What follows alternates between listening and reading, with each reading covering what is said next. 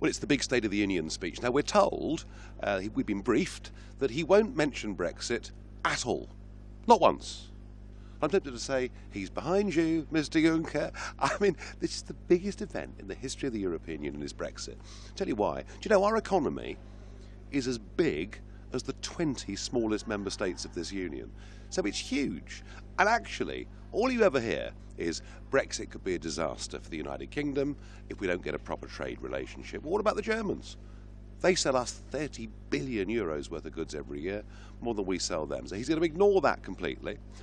And then what he's going to do, and it really is sort of, reheated from the past, he's decided that the solution to the European Union's problems is more centralisation of power, more structures in Brussels, a minister for the Eurozone, and frankly, their lesson from Brexit, apart from ignoring it, is they want more of the same. Don't they understand? The reason we voted to leave is we actually wanted to have a bit more control over our own lives. So that's the direction they're going in.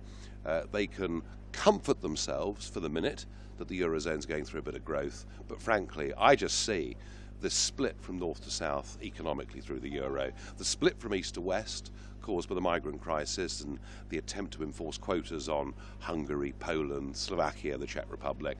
I think all the problems are as bad as they ever was. And if he was clever, if he was really bright, what he'd say is, we're learning the lessons, we're going to hand some powers and democracy back to the European peoples. They're going in the opposite direction. Tell you what, 10 years' time, this isn't going to be here. So you don't think the union is going to last? Well, how can it? How can it? I mean, the point of the union was to bring people closer together. That was the objective from the early 1950s, and in the early days with very good reason too.